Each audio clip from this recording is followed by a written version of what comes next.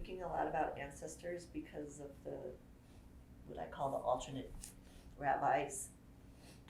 A lot of people in the alternative Jewish realm talk about ancestors, and for a long time I just didn't really get it. And then even just this last couple of weeks, I'm like, oh, I thought it had to do with your personal ancestors. Mm.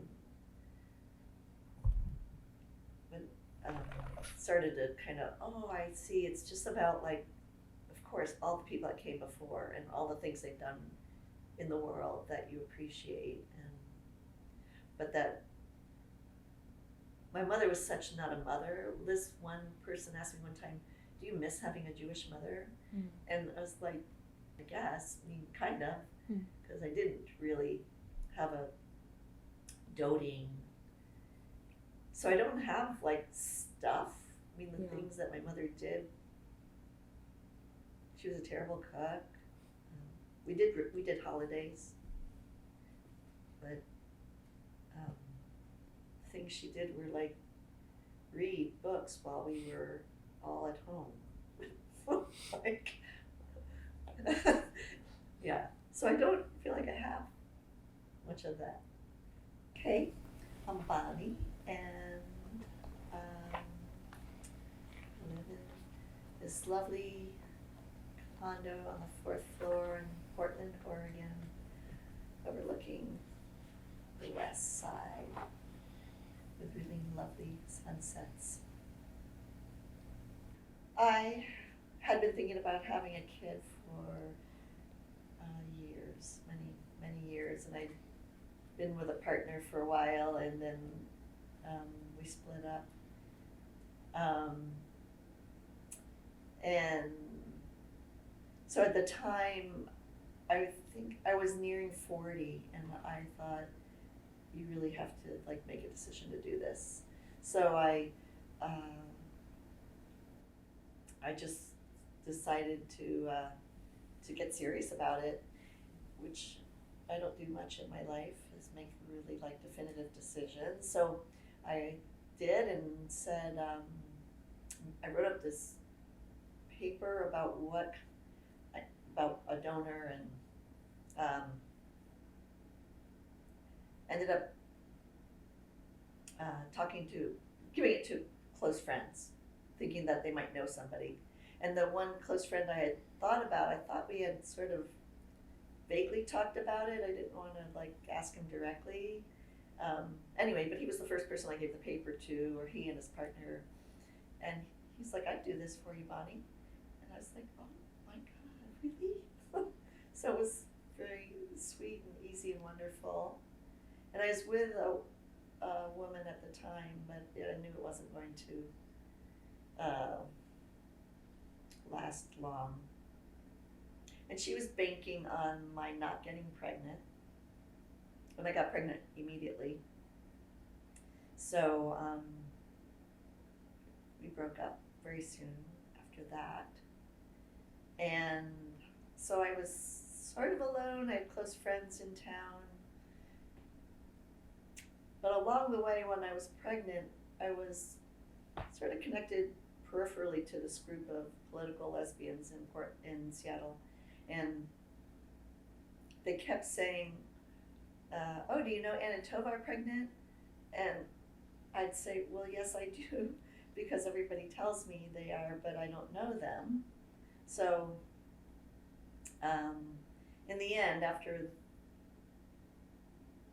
the babies were born, we got really connected and became very tight friends. And Tova's very involved in Judaism, and I was sort of stepping toward being more involved with Judaism. So that really it was really a sweet little path to get more involved with Judaism. After Lily was born, my identity, I noticed, was really very firmly placed in single motherhood. And I think, like, well, what about being queer, and what about all these other identities? And I was like, yeah, well, they are here and existing off to the side or something. being a single mom was what was huge, and it was pretty huge. In fact, like living the way we did in Eugene, and we lived together on, I don't know, we call it a compound, or I don't know. It was like a place that we created to have 3 separate living units. So we were really close for a long time still. From the time the babies were 3 until 11, 10. It was so great for a single mom, because there were times, you know, I would like get sick, and it would be like one of the few times Lily would watch TV, and like I would lay down on the couch and she would sit there and I would have my arm around her and I would just pass out and she'd be watching TV. But she could also go next door and they would feed her dinner, or I could run to the store, and which was amazing as a single mom. Very life altering, really. When I was young, I don't think I felt very attached to my mom, and people would talk about, of course I love my parents, they're my parents, and I was like, I don't really understand that. And but then when I got a little older in teenage years, and as a young adult, I appreciated my mom for who she was. She's a good person. I think children need a lot of encouragement and steering and little nudges and support and encouragement. So we didn't get any of that. That's my mom. I think actually, my favorite story about my mom was with Ann and Tova in Seattle.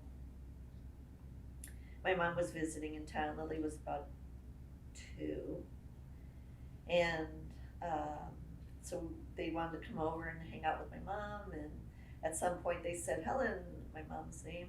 They said, "Helen, tell us the story of Bonnie when she was a child." And I had talked to Ann and Tova a lot about my mom, and so the story she told was that she said, well, when Bonnie was little, she thought the grandma next door was her mother, and she went over there and was with her a lot. And they were a little drop-jawed. They were like, your story about Bonnie when she was little was that she thought the grandma next door was her mom. I was like, I tried to tell you about my mom. So, yeah. I think I was pretty clear that I wouldn't be the same mom my mom was.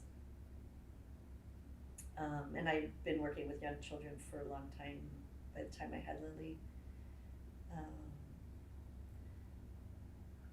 But I think also, no matter what you think about how you're going to be as a parent, it's not really real. The idea of like I think some people are really pretty blow your mind amazing parents, and other of us just try our best to be pretty darn good. And so I was, I think, a very nurturing parent, and Lily and I were really close, and still pretty close. Cry a little bit.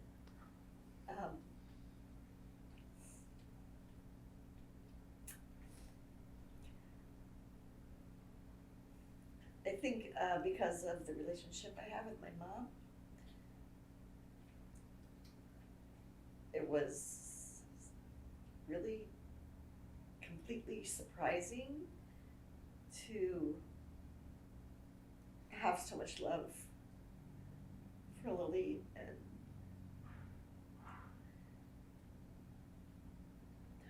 to be loved in return. Yeah. So there's like all this sweet sort of melding of things,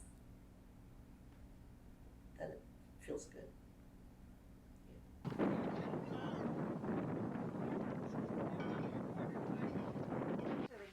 In the bowl. This has to be a meat eater. Here? Where do you want to sit, Mike? I could put it there. Looks like mine's aiming for it though. What is that? This is the cream of wheat. Look at that. Okay. You can actually wiggle or something. Want to do a little dance with your jewels? Where's the music? Oh, yeah. Wow, look at those jewels dance. Woo! Woo! Well, it's on